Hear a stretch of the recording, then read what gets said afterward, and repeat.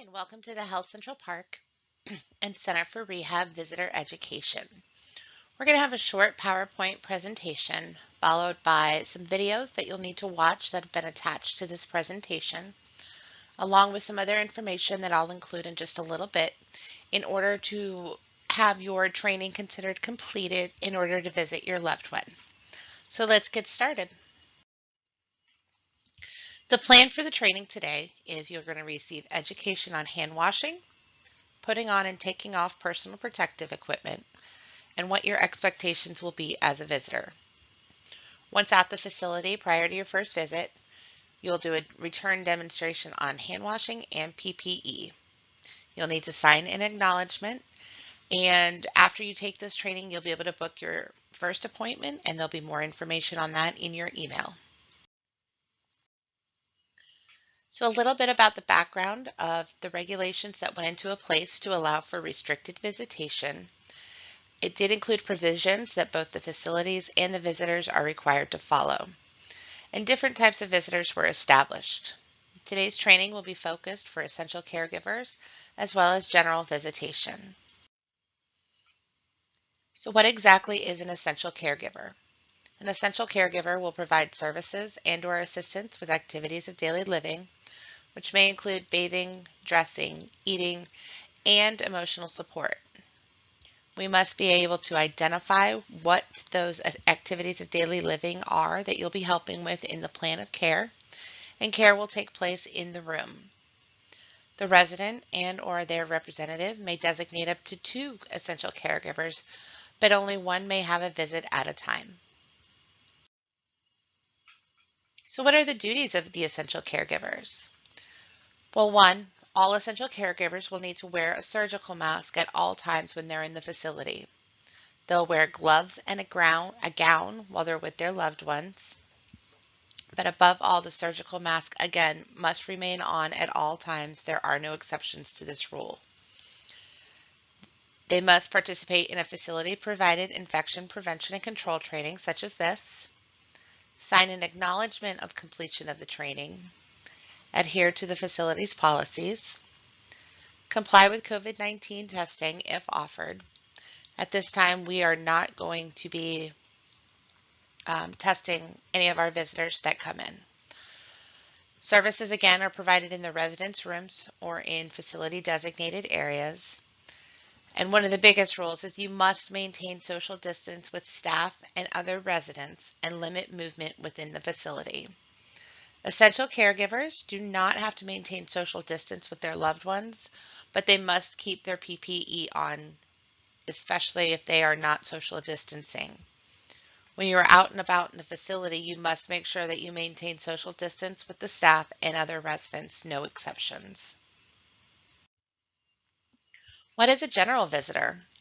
General visitation is going to take place in designated areas such as a cafe or outside, but not in the resident rooms. General visitors must maintain 6 feet distance from the resident. And in order for general visitation to take place, the building cannot have any COVID cases in either staff or residents in the past 14 days. We must have sufficient staff and PPE.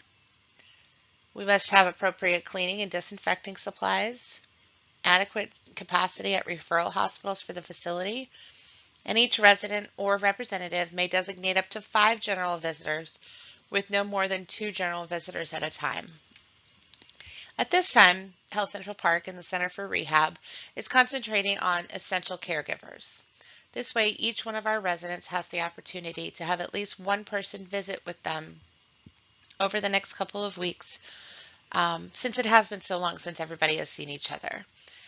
Essential caregiving will not stop if there is a positive COVID case in the facility from a staff or resident team member. At this point, both facilities are COVID-free and have not had any team members or residents test positive in the last 14 days. However, that could change, which is why we wanted to go ahead and do the designated caregiving since it is not affected by our COVID rate. So what are the duties of the general visitors? You must be 18 years or older. You must wear a face mask and perform proper hand hygiene. Depending on where your visitation area is, you may have to wear a gown. You have to sign a consent form noting understanding of the facility's policies. Again, comply with facility provided COVID-19 testing if offered, which we are not going to be offering at this time.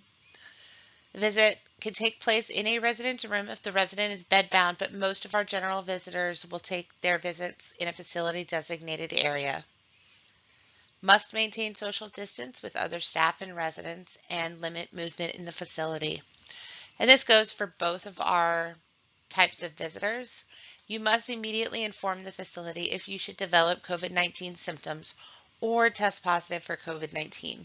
It's especially important because it does help us with our contact tracing and to find out exactly who we need to test or be on the lookout for symptoms should something arise.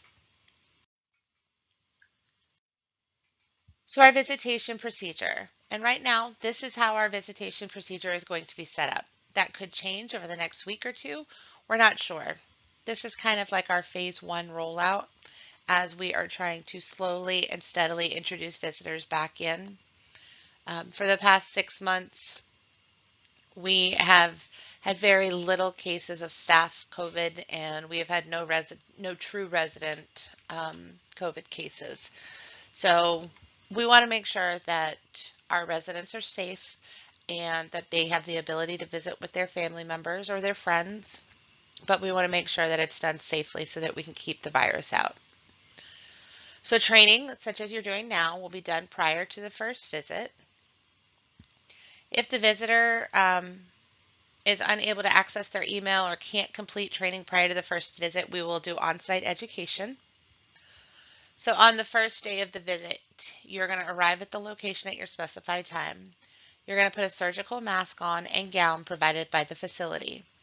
We are not allowed to use cloth masks. You must put on a surgical mask in order to have a visit. You will complete a screening questionnaire, including temperature, and complete your individual log sheet. If it's your first visit, you're going to turn in your post-tests that I have included in your email. You're going to perform your competencies and make sure you sign your acknowledgement. If it is not your first visit, you're just going to receive a quick little educational reminder sheet. From there, you'll be escorted to the visitation area or to your loved one's room. Staff will be monitoring during visits to ensure that during general visits, social distancing is being observed, and during all visits that PPE and infection control processes are being utilized as indicated. After you leave, you will be escorted back to the screening station where you'll remove your gown, and I apologize, you should have taken your gloves off in the room, but you're going to keep your mask and your gown on until you're out of the facility. And then we will sanitize the area where the visit took place. Once we start holding general visitation, it will be ceased if a resident or staff member tests positive for COVID-19. And a visitation appointment may be interrupted, and you may be asked to vacate the premises if an unsafe condition, such as refusal to wear PPE like a mask or failure to maintain social distancing, is observed. There are no exceptions to this rule. We must wear PPE while we are in the facility in order to maintain visitation. And now we're going to go over a little bit of education as far as infection control. There will be some videos to follow this up, so stay tuned. Hand washing, part of the packet that you received in your email was this handout. We wash our hands with soap and water for at least 20 seconds. It doesn't have to be an antibacterial soap. You just want to make sure you're getting all areas of your skin and that you're rubbing your hands together. After you're done, make sure you dry your hands completely, and it should take about 20 to 25 seconds to wash your hands. You can also use an alcohol-based hand rub that contains at least 60% of alcohol if your hands are not visibly soiled. For the most part, depending on what you're doing during your visit, you'll be using the alcohol-based hand wash while you're here, but each room has soap and water along with paper towels so that you can wash your hands throughout your visit as well. Another concept that may be new for you is donning and doffing of personal protective equipment. So you are going to be wearing a mask, You're going to be wearing gloves, and you're going to be wearing a gown during your visit. We do recommend eyewear for your own protection, but eyewear is not required. You can wear a face shield or goggles, both of which can be found on Amazon and almost every store now. But again, it is recommended, it is not required. So when we say donning and doffing, donning is where we put our personal protective equipment on, and doffing is where we take it off. Now, normally for the in-person class, we would be doing this all together. But what you'll be doing is when you get to the facility, you'll be doing a quick competency to show that you studied the information that was included in the email about donning and doffing, to show that you know how to put it on and take it off. This handout is also in your email. And I prefer this handout as far as remembering which order to put my PPE on and which order to take it off. So when we put our PPE on, we're always going to do hand hygiene first. And then when we're donning, we go from the bottom up. So we're going to start with our gown. You'll most likely already have your mask.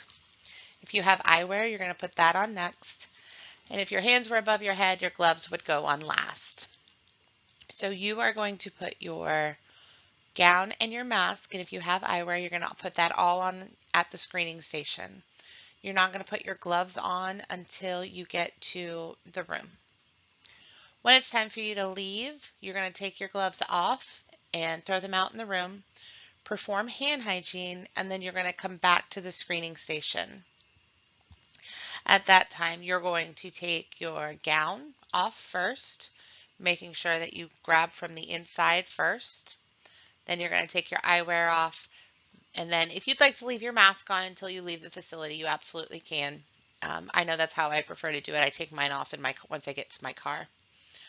And then you are going to perform hand hygiene again. So we will practice this once you get to the facility. It'll be very quick, just taking it on and taking it off so that we can make sure that infection control processes are met. Okay, so now it's going to be time for you to show off what you learned. You're going to watch the 2 videos that are included in your email, as well as either complete the post-test now, or you can complete it once you get to the facility. But keep in mind that may take away from time that you are visiting. All visits are going to be scheduled for an hour, so you want to take as much time as you can. If at all possible, if you can fill out the test and email it back to me, that would be an ideal situation, and that way we can have your whole education packet ready to go once you get here, and you'll be able to spend more time with your loved one. If you have any questions, please let us know, and once you take your post-test, your next step will be in the email on how to book an appointment. We look forward to seeing you soon.